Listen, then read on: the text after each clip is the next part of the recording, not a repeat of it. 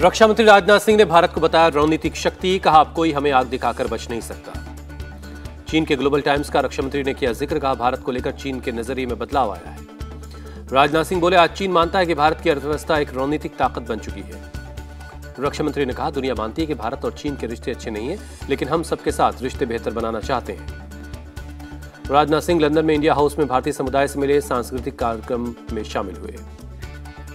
रामलला की प्राण प्रतिष्ठा में शामिल होंगे आरएसएस चीफ मोहन भागवत, नृपेंद्र मिश्रा और वीएचपी नेता आलोक कुमार ने दिया निमंत्रण। आरएसएस चीफ मोहन भागवत ने प्राण प्रतिष्ठा के निमंत्रण को बताया सौभाग्य की बात। लाल कृष्ण आडवाणी जाएंगे अयोध्या, राम मंदिर प्राण प्रतिष्ठा महोत्सव के बनेंगे साक्षी। वीएचपी नेता आलोक कुमार ने कहा, परिवार को भरोसे में लेने के बाद वो आडवाणी जी को भेजने के लिए तैयार हुए। कांग्रेस ने रामलला की प्राण प्रतिष्ठा का निमंत्रण ठुकराया। सोनिया गांधी, खड़गे और अधीर रंजन 22 जनवरी को नहीं जाएंगे अयोध्या।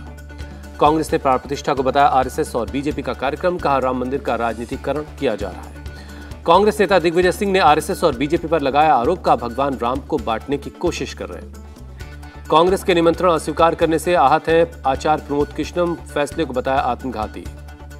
गुजरात कांग्रेस के नेता अर्जुन मोढवाडिया ने न्योता ठुकराने पर की कड़ी आपत्ति, कहा कांग्रेस को ऐसे राजनीतिक फैसलों से दूर रहना चाहिए। कांग्रेस के फैसले का इमरान प्रतापगढ़ी ने बचाव किया, मंदिर मस्जिद जाना लोगों की निजी आस्था का विषय, बीजेपी कर रही राजनीति।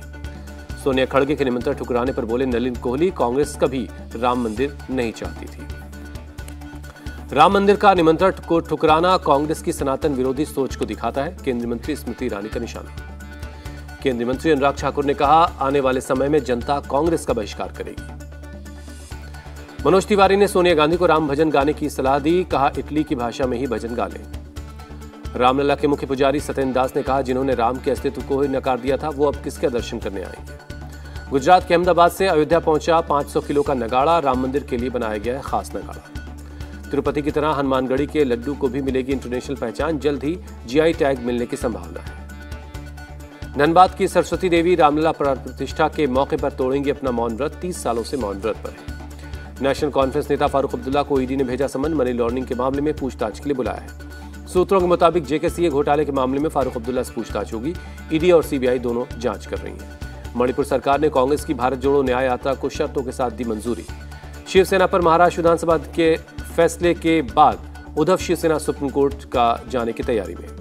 स्पीकर के फैसले पर भड़के उद्धव ठाकरे, कहा लोकतंत्र की हत्या हुई, सुप्रीम कोर्ट के आदेश का पालन नहीं किया गया। सरकार के फैसले को सीएम शिंदे ने लोकशाही की जीत बताया, कहा एकाधिकार और परिवारवाद की हार हुई। स्पीकर के फैसले के बाद देवेंद्र फडणवीस ने कहा, संवैधानिक मूल्यों के तहत हुआ शिंदे सरकार का गठन, सरकार पूरा करेगी कार्यकाल। दिल्ली में आज कांग्रेस मैनिफेस्टो कमेटी की वर्चुअल बैठक है, लोकसभा चुनाव की घोषणाओं पर चर्चा होगी।